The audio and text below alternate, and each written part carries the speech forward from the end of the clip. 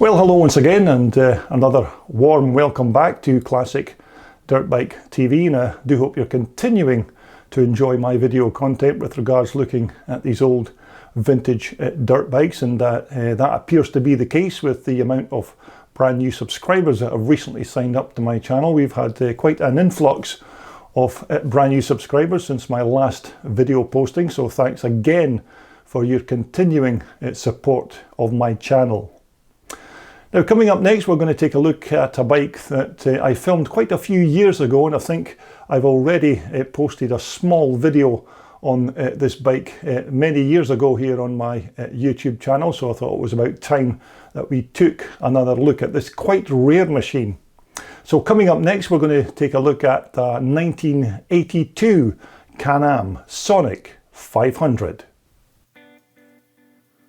Now, back in the late 1970s, Can-Am were more really recognised for building their smaller 175 and 250 two-stroke MX series of enduro and motocross machines. And although by 1976 Can-Am were still producing a good variety of bikes, they eventually saw the need to develop their model range and add a big bore four-stroke bike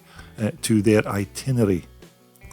In the early 1980s, four-stroke motocross bikes were increasing in popularity at that time, and the top brass at Can-Am didn't want to be left behind some of the other manufacturers, and so they came up with this brand new machine. Now, our featured bike here is a 1982 Can-Am Sonic 500, and although it may be not a fully original example from that year, it still has many of its original parts that were fitted from the factory. But nonetheless, this is still a very rare bike, because Can-Am back in 1982 only made around 200 of these big Sonic 500, so it's not really surprising that you don't see many of them still going around in this modern day. But as I remember, these were quite good race bikes for the time, and they had decent suspension and a chrome moly steel chassis as well.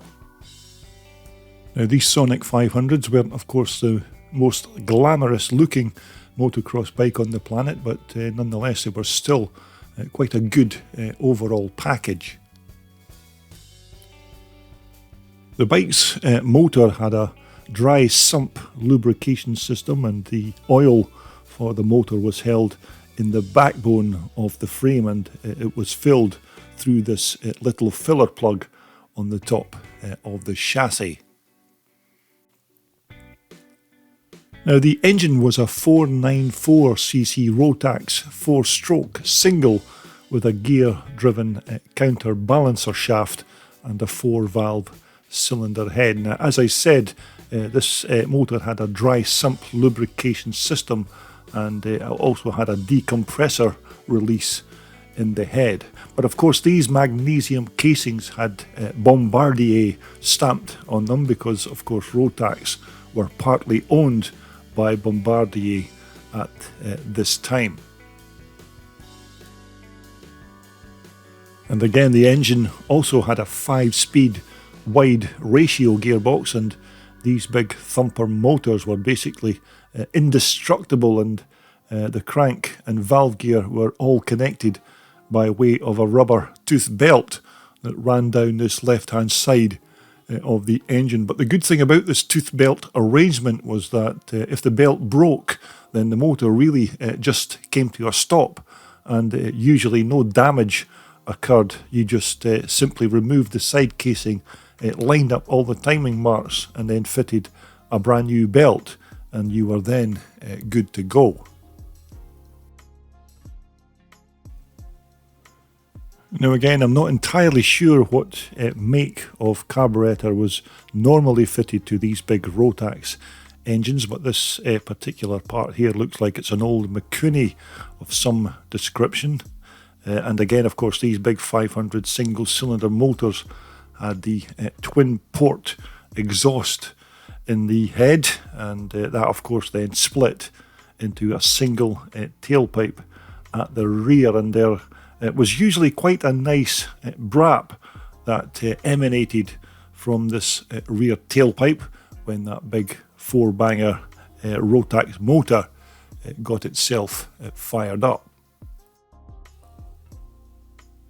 Now at the front end of these Sonic 500s, they had a set of 42mm Italian-made Marzocchi forks with these very unique little oil reservoirs on the bottom of each fork leg. Now these oil reservoirs, or jam pots as they used to be called, were more or less the same sort of system that you would use on a pair of piggyback shocks on the rear of a motocross bike. But this was still a quite strange place to mount these parts, because they're bound to have suffered all manner of damage if you were racing this bike in a deep, rutted, muddy track. And again, these alloy made Sun wheels were said to be Can-Am's quick change wheels, although to me they still look very much like your conventional spindle and clamp type affairs, but that may of course have just been another Can-Am sales gimmick. Now to the back end of the bike, Can-Am certainly went all out to fit good suspension systems on the rear of these Sonics in 1982, and they've fitted these Öhlins as a standard fixture for that year. And these Swedish-made piggyback items were about as good as you could get for 1982, but of course other suspension systems were available if you couldn't afford these top-of-the-range Öhlins units. Again, the bike's rear swing arm was what Can-Am called their diamond section swing arm, which naturally was made of light alloy, and again was a pretty basic, straightforward design. But by the early 1980s, almost all off-road bike manufacturers were by that time using plastic for making their fuel tanks, and naturally Can-Am were certainly no different in that respect. And this plastic fuel cell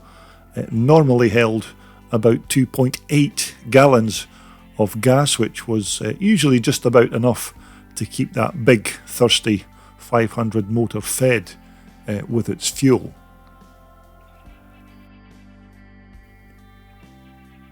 But I must say, this seat certainly looks comfortable enough, and quite a long surface area, so there would be plenty scope for the rider to shift his weight around on the bike if you wanted to make a sharp turn, or maybe just sit back on the seat to lighten the bike's front end. But as motocross racers' seats go, these Sonic 500s had quite good padding. Now, once again, as far as I know, the plastics on this Sonic 500 are still the original parts from 1982, which again is quite a rare sight for this almost 40-year-old bike. And these Sonics would have had the Robert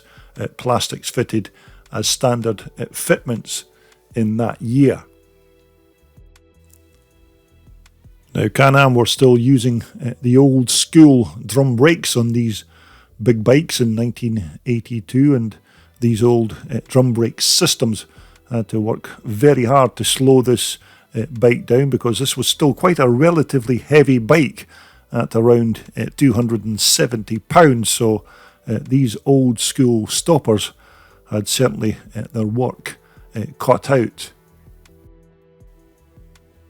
Although overall these 1982 Can-Am Sonic 500s were still a decent package for that 1982 year, and when you had one of these big 4-stroke Rotax engines in your bike, you couldn't really go wrong on the racetrack. It was more or less just a case of building a decent chassis and suspension system around this quite formidable big power plant.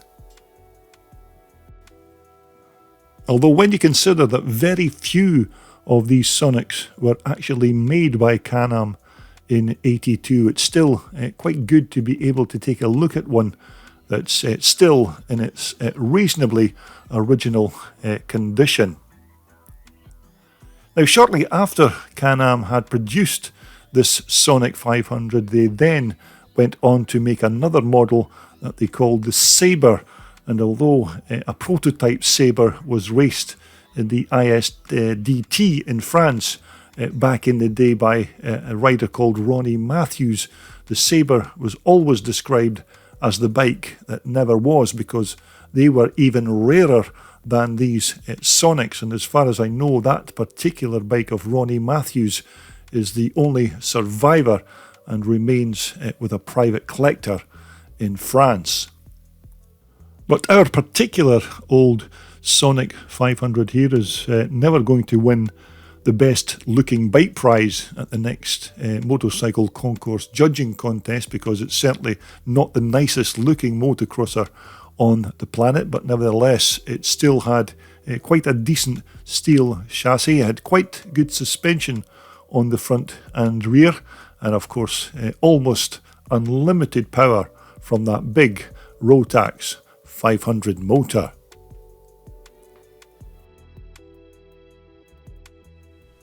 Well, there you have it. I do hope you enjoyed that quite brief look around that quite rare 1982 Can-Am Sonic 500. Certainly a bike that you very seldom see around the racetracks these days, and to be truthful, it's not surprising really when you consider how very few of these big Sonic 500s were ever made.